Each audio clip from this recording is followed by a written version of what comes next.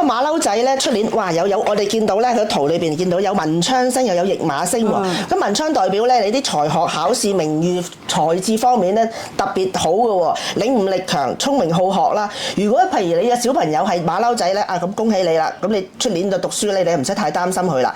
佢可能咧，因為我哋喺古代咧就代表科舉嘅，咁但係因為現代嚟講咧，你係一啲公開試咧，其實你都可能運籌帷幄嘅喎。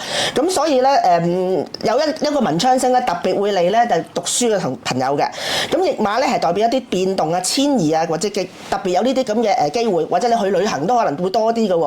咁而呢一粒星咧亦都係一啲催化劑，即係話如果你呢個人係比較中意動嘅話咧，佢可能會乘風而起。但係佢如果靜嘅話咧，可能就會令到你身心疲累㗎啦，哇！做到你好唔得閒。咁所以咧，其實你冇話急或者空嘅，主要都係為個人嘅喜忌決定啦，又或者佢個人嘅心態決定。但係呢個馬騮仔咧都有啲空星喎，我哋見到有喪門同地喪喎。咁其實呢兩粒星咧都係一啲比較大空星嚟㗎。咁我哋好唔想見到嘅，因為呢啲係代表一啲疾病啊、喪事啊，或者一啲哀傷嘅嘢嘅。咁唔單止可能會發生喺自己身上，但係亦都會有機會發生喺親人身上嘅。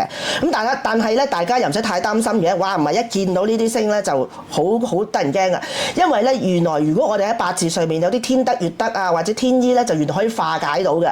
咁流年方面，大家要注意多啲身體啦，多啲行善，少啲負面情緒咧，其實都可以解決嘅。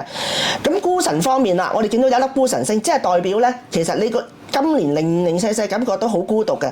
咁其實我估計啦嚇，因為你驛馬咧，可能你走趯得多啊。譬如你出 trip 出得多嘅話，有時你自己一個成日都得自己一個嘅話，可能都覺得悶悶地啊，成日夜晚都得自己。咁所以咧喺呢個時候咧，好多時就會楞咗孤神星一齊噶啦。其實都唔緊要嘅，如果你本身嘅八字有天喜啊、紅鸞呢啲星咧，其實就可以幫你減輕呢個孤神嘅力量嘅。咁所以我哋都覺得咧，屬馬騮仔都 OK 㗎，出年都唔係太擔心嘅。咁如果你話佢運氣嚟講，都係中規中矩啦。咁冇乜太大嘅問題嘅。